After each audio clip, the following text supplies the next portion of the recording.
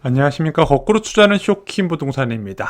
중국 부동산 위기가 다시 재발했습니다. 이번에는 심상치 않습니다. 디플레이션 우려와 겹친 심각한 상황, 오늘 쉽게 정리를 드리겠습니다. 영상 시청 전에 구독과 알람 설정으로 다른 인생을 만드시기 바랍니다. 8월 15일 멤버십 영상에서요, 유주택자, 무주택자가 청약시장에서 놓치는 엄청난 기회에 대해서 설명을 드리겠습니다. 쉬운 당첨 가능성에 비해서 너무 저평가된 이것, 멤버십 영상에서 만나보시기 바랍니다. 중국 3대 부동산 개발 회사가 있습니다. 헝다그룹, 왕커그룹, 비구이안까지. 자, 이 3대 부동산 개발 회사 규모가 어마어마합니다.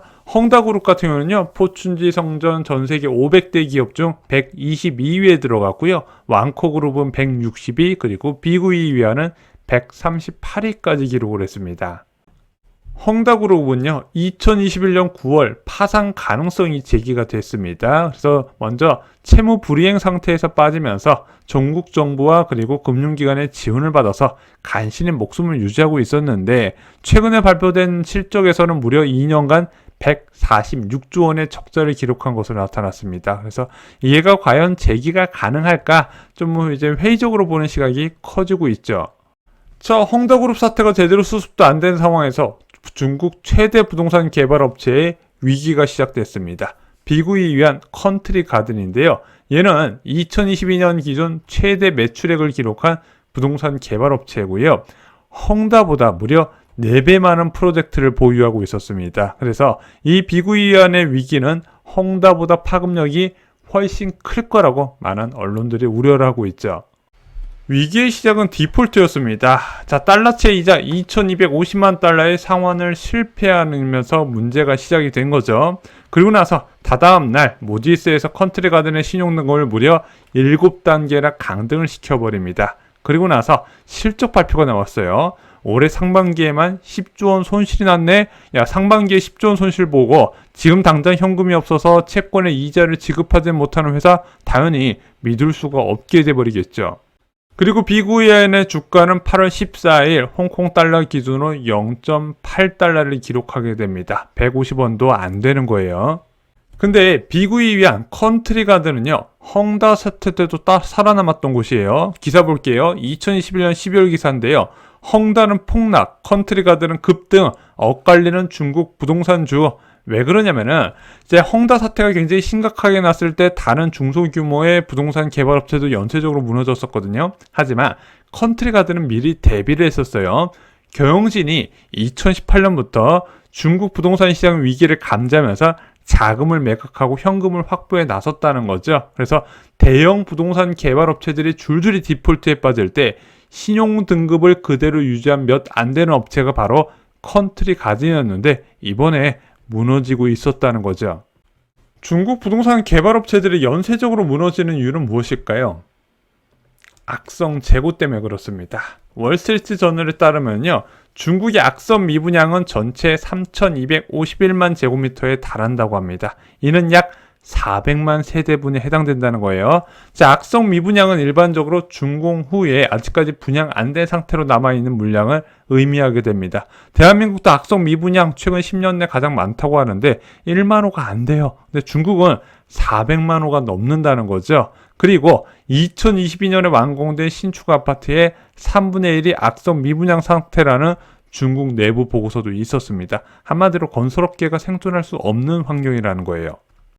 하지만 중국 부동산 시장 침체는 계속 이어지고 있습니다. 7월 중국 100대 도시 중고주택 평균 가격은 15개월 연속 하락세를 기록하고 있는데 낙폭이 점점 확대가 되고 있다고 합니다. 또한 중국 100대 도시 신규 주택 평균 가격은 전월 대비 마이너스 0.1% 하락했는데 평균 판매가를 봤더니 5년 내 최저를 기록하고 있다는 겁니다. 계속해서 상황이 안 좋아지고 있다는 거예요.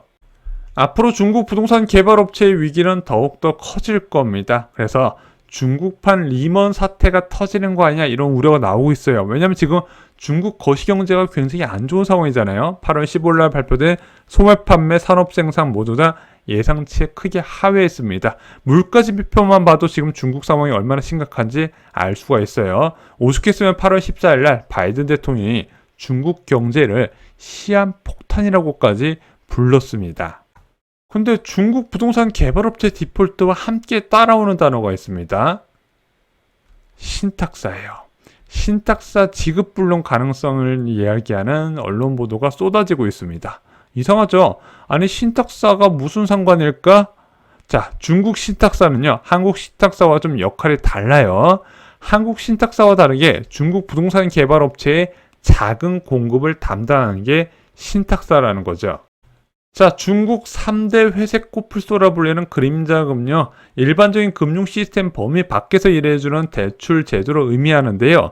자, 중국은요, 은행과 신탁사가 합작 대출 네트워크를 만들어서 기업에 대출해주는 형태가 굉장히 흔합니다. 왜냐면은 중국 은행의 예금 이자율이 워낙 낮아서 은행에서 판매하는 신탁사 투자 상품이 많이 팔려 나갔다는 거예요. 문제는 얘가 원금 보장이 안 된다는 거죠. 근데 고위험 투자 상품이 안전자산으로 인식되면서 굉장히 흔하게 서민들에서 많이 가입이 이루어졌었는데, 자, 이것이 중국 부동산 개발업체에 자금이 들어갔다가 중국 부동산 개발업체가 디폴트 상황에 퍼지니까 신탁사에서도 미상환이 크게 증가했네. 얼마만큼? 현재까지 64조 원이고 앞으로 계속 증가할 거라는 겁니다.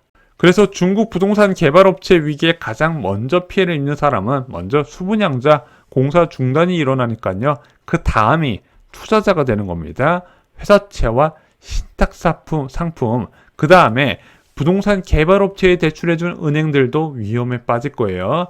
IMF에 따르면 중국 은행권 전체 대출 중 개발업체에 대한 대출 비중이 무려 8%나 해당된다고 합니다. 엄청난 수치죠. 자, 중국 부동산 위기가 확산된다면요, 강한 디플레이션 신호를 보이는 중국 경제에 더욱 큰 악재로 작용이 될 겁니다.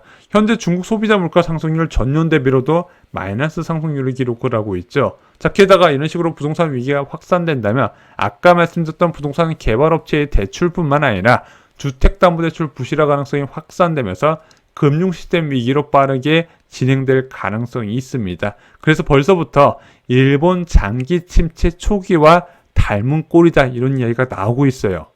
8월 15일 인민은행은요, 금리 인하를 단행을 했습니다. 지난 6월에 이어서 단기 정책금리 MMF 금리를 0.15%포인트 낮춘 거예요. 그리고 이제 인민은행은 20일 날 발표되는 LPR 대출 우대금리도 내릴 가능성이 제기가 되고 있습니다. 이미 인민은행이 8월 2일 날 주택대출 금리를 낮추도록 유도하겠다고 발표한 상황이었죠.